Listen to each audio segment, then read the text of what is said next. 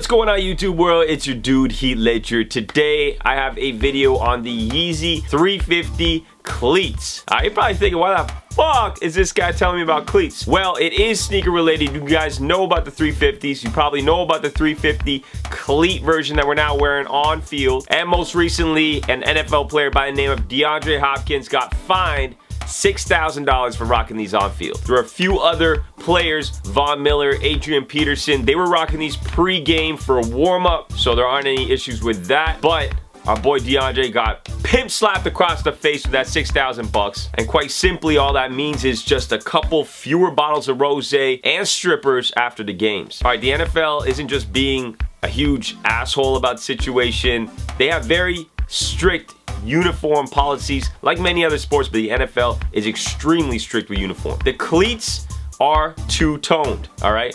The policy is that cleats must be a single tone, and when you think about it, this is because they need to be able to see the foot during instant replays. The refs need to be able to see what's going on.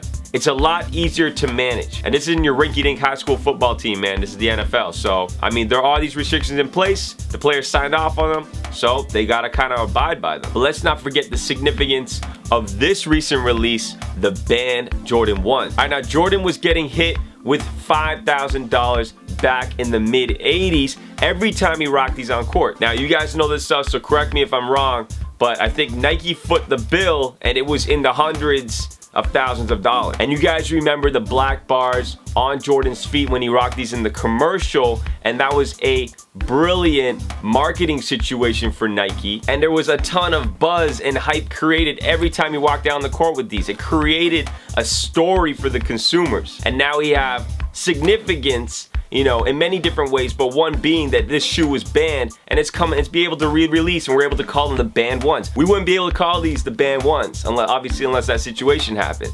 We would just call them the bread ones. So let's take it back to the Yeezys, the 350s. I mean, right now, that's arguably like one of the hottest shoes right now in the game, but with this ban situation, we might be seeing more resale on cleats. You know, soon we're gonna see hype beast weirdos walking around the street with cleats on. Maybe that's already happening. I'm not too sure. You guys can let me know. And if I was Adidas, I would be paying that fine, paying 6,000 bucks. What is $6,000 to Adidas? $6,000 to Adidas is probably like $6 to you or me. Shit, I'm broke as hell. It's probably more like $60 to me. But if that money, whatever it is, if that money is generating more buzz, more hype, and more sales, I mean, I guess there's an initial cost, but long term, you're seeing so many great benefits. Shit, we might see a Yeezy 350 band release in 30 years. I think that's crazy, but it's also super dope for Adidas because they're running the casual sneaker landscape, and now they're having, you know, they're making a splash in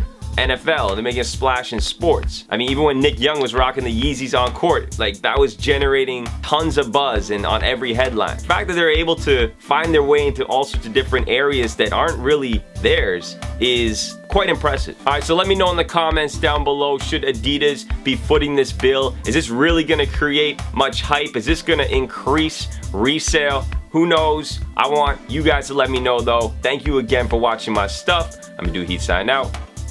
Peace.